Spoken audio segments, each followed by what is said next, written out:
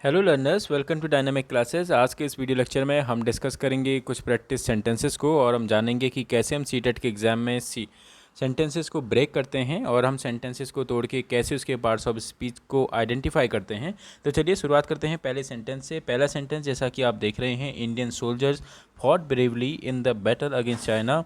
अब यहाँ पे जो वर्ड है सोल्जर, तो जो सोल्जर वर्ड जो है ये क्या है, यहाँ पे सब्जेक्ट है।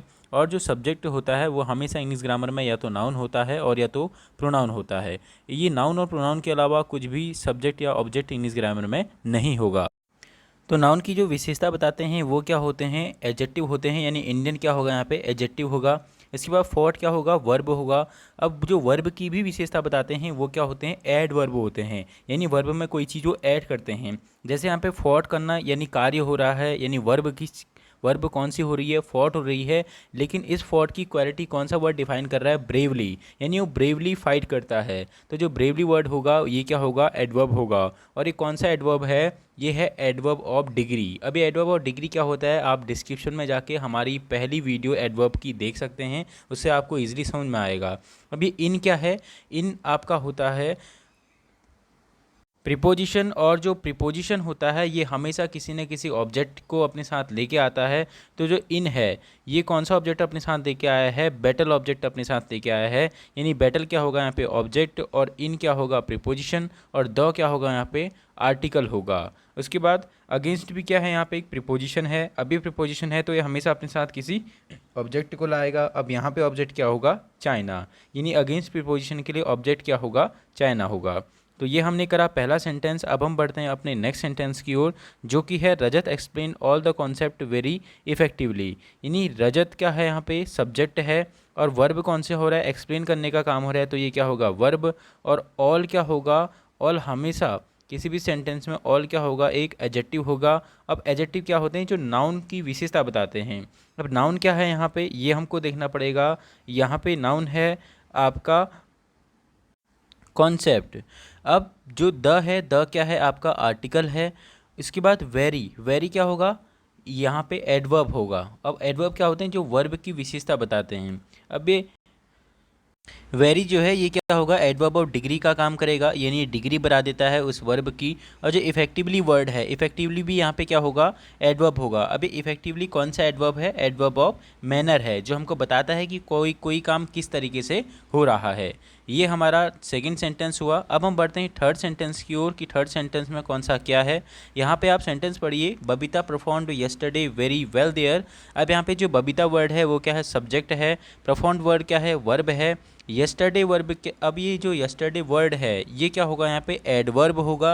अब एडवर्ब क्यों होगा, क्योंकि मैंने आपको बताया था जैसे कम्स हेयर बोलते हैं, अब हम बोलते हैं कम हेयर, तो कम हेयर में जो हेयर वर्ड है ये क्या है, एडवर्ब है। क्यों है एडवर्ब, कौन सा एडवर्ब है, ये एडवर्ब ऑफ प्लेस है, जो हमको ये बताता है कि कोई भी काम कौन सी जगह पे हो रहा है। तो यहाँ पे बबीता परफॉर्म यस्टरडे, अब जो यस्टरडे है ये क्या होगा, एडवर्ब ऑफ टाइम होगा, कि यहाँ पे यस्टरडे हमको प्लेस के बारे में नहीं, टाइम के बारे में बता रहा है। और वेरी भी क्या होगा यहाँ पे, ये भी यहाँ पे एडवर्ब होगा। और वेरी कौन सा एडवर्ब होता है, एडवर्ब ऑफ मैनर में ये आता है। उसके बाद वेल और देयर, देयर क्या होगा यहाँ पे, ये होगा एडवर्ब ऑफ प्लेस, जो मैंने अभी आपको बताया, जो प्लेस के बारे में बताता है एडवर्ब, वो क्या होता है, एडवर्ब ऑफ प्लेस। तो देयर क्या होगा, एडवर्ब ऑफ प्लेस होगा। और जो यहाँ पे वेल वर्ड है ये भी क्या होगा, यहाँ पे हमारा एडवर्ब होगा। और ये कौन सा एडवर्ब होगा, वेल।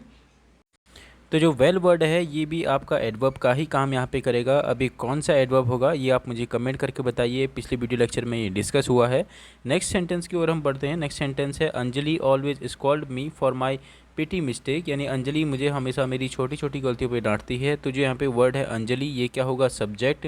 उसके बाद अगर मैं बात करूँ ऑलवेज की, तो जो ये ऑलवेज वर्ड होता है ये क्या होगा, एडवर्ब होता है। क्या होता है, एडवर्ब। और ये कौन सा एडवर्ब है, ये ऑलवेज यानी हमेशा की बात कर रहा है वो, यानी काम तो करता है कोई और कैसे करता है, ऑलवेज यानी हमेशा। तो हम इसको क्या बोलेंगे, एडवर्ब ऑफ फ्रीक्वेंसी। स्कॉल्ड यानी वर्ब, वर्ब क्या हो रही है यहाँ पे, काम क्या हो रहा है, स्कॉल्ड यानी डांटने का। उसके बाद मी यानी अंजलि ऑलवेज स्कॉल्ड्स होम, अगर मैंने आपसे कहा था सब्जेक्ट और वर्ब का रिप्लाई व्हाट या whom से, किससे, व्हाट या whom से। अगर यहाँ पे ह्यूमन काइंड की बात हो रही है तो हम whom से ही इसका रिप्लाई देंगे। जैसे मैंने आपसे कहा था कि साहिल लाइक्स श्रेया, तो अब हम यहाँ पे क्या बोलेंगे, साहिल लाइक्स whom, किसको लाइक करता है, श्रेया को। ऐसे ही यहाँ पे अंजलि ऑलवेज स्क्वाड्स whom, यानी किसको डांटती है, मी। तो यहाँ पे मी क्या होगा, ऑब्जेक्ट होगा। और हमेशा किसी भी सेंटेंस का ऑब्जेक्ट या तो नाउन होता है और या तो प्रोनाउन होता है। तो यहाँ पे मी क्या होगा, प्रोनाउन होगा। फॉर, अब जो फॉर वर्ड है ये क्या होगा, प्रीपोजिशन होगा। और मैंने आपको बताया था जो प्रीपोजिशन होता है वो हमेशा अपने साथ एक ऑब्जेक्ट को लेके आता है।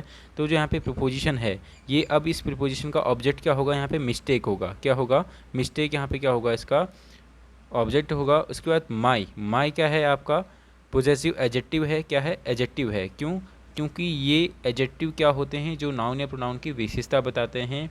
तो जो पीटी है ये एडजेक्टिव है। उसके बाद मिस्टेक्स, अब जो मिस्टेक्स है ये क्या होगा, या तो नाउन होगा या तो प्रोनाउन होगा। तो ये मिस्टेक्स की विशेषता भी यहाँ पे बता रहा है पीटी, इसलिए ये क्या होगा, यहाँ पे एडजेक्टिव होगा। और मिस्टेक्स वैसे है क्या, नॉर्मली एक नाम है, तो आप इसको नाउन कंसिडर करेंगे।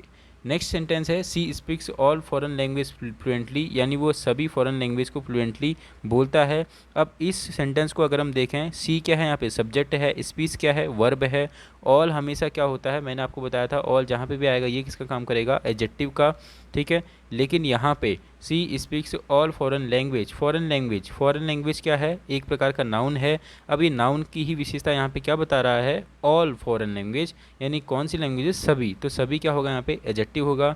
इसके बाद लैंग्वेजेस फ्लुएंटली, अब फ्लुएंटली बोलता है। अभी फ्लुएंटली बोलना क्या होगा, यहाँ पे एडवर्ब होगा। और कौन सा एडवर्ब होगा, फ्लुएंटली बोलना, कोई काम कैसे होता है, ये कौन सा एडवर्ब बताता है हमको, एडवर्ब ऑफ मैनर बता रहा है। तो यहाँ पे फ्लुएंटली वर्ड क्या होगा, एडवर्ब ऑफ मैनर होगा। अब हम बढ़ते हैं नेक्स्ट सेंटेंस की ओर, ही इज़ टीचिंग इंग्लिश। अब यहाँ पे ये सेंटेंसेस क्या हैं आपके, ये सेंटेंसेस होते हैं ट्रांजिटिव सेंटेंसेस। अब ट्रांजिटिव सेंटेंसेस क्या होते हैं, ऐसे सेंटेंसेस जिनका ऑब्जेक्ट होना ज़रूरी होता है। और उन्हीं सेंटेंसेस में हम व्हाट और होम का रिप्लाई भी मांगते हैं, जो मैंने आपको अपनी पहली वीडियो में बताया था। यानी सब्जेक्ट और वर्ब से व्हाट और होम का रिप्लाई जो हम मांगते हैं वो क्या होता है, ऑब्जेक्ट होता है। लेकिन ये किस में होगा, ज़्यादातर ट्रांजिटिव सेंटेंसेस में होगा। और ट्रांजिटिव सेंटेंसेस क्या होते हैं, जिनका अपना ऑब्जेक्ट होना ज़रूरी होता है। जैसे इन सेंटेंसेस को आप देखिए, ही इज़ टीचिंग इंग्लिश। अब यहाँ पे ही क्या है, सब्जेक्ट है। इज़ क्या है, आपका हेल्पिंग वर्ब है। और टीचिंग क्या है, वर्ब है। तो ही इज़ टीचिंग, यानी ही क्या था, सब्जेक्ट था। टीचिंग क्या था, आपका वर्ब था। तो ही टीचिंग व्हाट, यानी वो क्या पढ़ाता है, इंग्लिश पढ़ाता है। तो इंग्लिश क्या होगा, यहाँ पे ऑब्जेक्ट होगा। और रूल क्या था, या तो इंग्लिश नाउन होगा या तो प्रोनाउन होगा। क्यों होगा ऐसा, क्योंकि इंग्लिश ग्रामर में ऑब्जेक्ट हमेशा या तो कोई नाउन होगा और या तो प्रोनाउन होगा। अब आप मुझे बताइए कि इंग्लिश क्या है। ऐसा ही सब्जेक्ट भी हमेशा क्या होगा, या तो नाउन होगा या तो प्रोनाउन होगा। नेक्स्ट सेंटेंसेज है आई एम प्लेइंग क्रिकेट। आई क्या है, सब्जेक्ट है। एम क्या है, हेल्पिंग वर्ब है। प्लेइंग क्या है, मेन वर्ब है। सो आई एम प्लेइंग व्हाट, यानी मैं क्या खेलता हूँ, क्रिकेट खेलता हूँ। तो क्रिकेट क्या होगा, ऑब्जेक्ट होगा। अब क्रिकेट या तो नाउन होगा या तो प्रोनाउन होगा। ये क्या होगा, नाउन होगा। अब हम बढ़ते हैं नेक्स्ट सेंटेंस की ओर, they are singing a song, यानी they are singing a song. They क्या है, यहाँ पे सब्जेक्ट है। आर क्या होगा, यहाँ पे हेल्पिंग वर्ब होगा। उसके बाद सिंगिंग क्या होगा, मेन वर्ब होगा। और क्या गाते हैं, they are singing what, a song. Song क्या होगा, यहाँ पे ऑब्जेक्ट होगा। उसके बाद और क्या होता है, यहाँ पे आर्टिकल होगा। ये है, हमने सेंटेंस को हम तोड़ना सीख रहे हैं कि कौन सी चीज़ क्या होती है। यही चीज़ें सीटेट के पेपर में काम भी आती हैं, बाकी चीज़ें कोई मतलब नहीं होता ज़्यादा डीप में ग्रामर को पढ़ने का। लर्नर्स, अगर आप वीडियो से कुछ भी सीख रहे हैं तो आप इस वीडियो को लाइक और सब्सक्राइब करना ना भूलें। और साथ ही साथ आप कमेंट भी करना ना भूलें, ताकि ये हमारे लिए मोटिवेशन का काम करता है कि आखिरकार हमारी मेहनत कैसी हो रही है। और आपके लाइक, व्यूज़ से ही और सब्सक्राइबर से ही हमें पता चलता है कि हमारी वीडियो की क्वालिटी क्या है। तो बढ़ते हैं नेक्स्ट सेंटेंसेस की ओर। नेक्स्ट सेंटेंसेस है आपका, he was dancing on the floor, यानी वो क्या करती है, वो क्या करता था, वो डांस कर रहा था। He was dancing on the floor. अब यहाँ पे ही क्या है, आपका सब्जेक्ट है। और सब्जेक्ट हमेशा क्या होंगे, या तो नाउन होंगे या तो प्रोनाउन। और ही क्या होता है, प्रोनाउन। प्रोनाउन क्या होते हैं, ये आप नाउन वाली वीडियो आप देखिए, उसमें आपको पता चल जाएगा जो वर्ड नाउन के स्थान पे यूज़ होते हैं। सपोज करिए अगर यहाँ पे होता गणेश, यानी Ganesh was dancing on the floor. उन्होंने गणेश ना बोल के क्या बोल दिया, he was dancing on the floor, यानी गणेश की जगह पे कौन सा वर्ड यूज़ हुआ, ही वर्ड यूज़ हुआ। तो ये क्या होगा, प्रोनाउन होगा। अब हम बढ़ते हैं आपका वॉज की ओर। तो वॉज क्या है, यहाँ पे हेल्पिंग वर्ब है। और डांसिंग क्या है, मेन वर्ब है। ऑन द फ्लोर, यानी कहाँ डांस करते हैं, फ्लोर में डांस करते हैं। तो फ्लोर क्या होगा, आपका ऑब्जेक्ट होगा। और ऑब्जेक्ट हमेशा या तो नाउन होगा या तो प्रोनाउन होगा, और द क्या होगा आर्टिकल, ऑन क्या होता है आपका प्रीपोजिशन। नेक्स्ट अब हम बढ़ते हैं आई लाइक टू डांस। अब ये कैसा सेंटेंस है, क्योंकि इसमें ऑब्जेक्ट के बिना तो हम इसको केवल आई लाइक टू तो नहीं बोलेंगे, इसे हमें पूरा ही बोलना पड़ेगा। तो जिसमें हमें ऑब्जेक्ट की ज़रूरत पड़ती है, ऑब्जेक्ट होना ज़रूरी होता है, तो ऐसे सेंटेंस को हम लोग बोलते हैं ट्रांजिटिव सेंटेंसेस। अब आई लाइक व्हाट यानी टू डांस, अब जो डांस होगा ये क्या होगा ऑब्जेक्ट, आई क्या होगा सब्जेक्ट, लाइक क्या होगा वर्ब, और टू क्या होगा preposition. Next sentence he wanted to sleep यानी ही वांटेड व्हाट, अब यहाँ पे ही क्या है सब्जेक्ट है, वांटेड क्या है वर्ब है, he wanted what to sleep. अब स्लीप क्या होगा ऑब्जेक्ट होगा, ही क्या होगा सब्जेक्ट, और वांटेड क्या होगा आपका वर्ब, और टू क्या होगा प्रीपोजिशन। नेक्स्ट बढ़ते हैं हेमलता वांटेड टू रन। अब यहाँ पे भी क्या है आपका ऑब्जेक्ट भी आपको साफ साफ दिख रहा है, तो आप क्या करिए सब्जेक्ट और वर्ब से व्हाट या हुम का रिप्लाई। तो हेमलता वांटेड व्हाट रन यानी वो क्या करना चाहती है दौड़ना चाहती है, तो रन क्या होगा ऑब्जेक्ट होगा, हेमलता क्या होगा सब्जेक्ट, वांटेड क्या होगा वर्ब, टू क्या होगा प्रीपोजिशन। आपने एक चीज़ यहाँ पे ध्यान दी होगी, यहाँ पे टू रन, टू स्लीप और टू डांस, ये जो 3 वर्ड यूज़ हुए आपने देखा होगा। टू रन के साथ यानी टू के साथ रन ये क्या है वर्ब की फर्स्ट फॉर्म है, टू के साथ स्लीप ये भी क्या है वर्ब की फर्स्ट फॉर्म है, और टू के साथ डांस ये भी क्या है वर्ब की फर्स्ट फॉर्म है। अर्थात हम यहाँ पे क्या कहना चाह रहे हैं, टू प्लस वर्ब की फर्स्ट फॉर्म जहाँ पर भी आएगी उसी को हम लोग इंग्लिश में क्या बोलते हैं इन्फिनिटिव बोलते हैं। अब ये इन्फिनिटिव वर्ड हो सकता है आपके सीटेट के एग्जाम में पूछ ले कि यहाँ पे इन्फिनिटिव क्या है, तो जहाँ पर भी टू प्लस वर्ब यानी जो भी एक्शन हो रहा है उसकी फर्स्ट फॉर्म आपको दिखेगी वही क्या होगी आपकी इन्फिनिटिव होगी।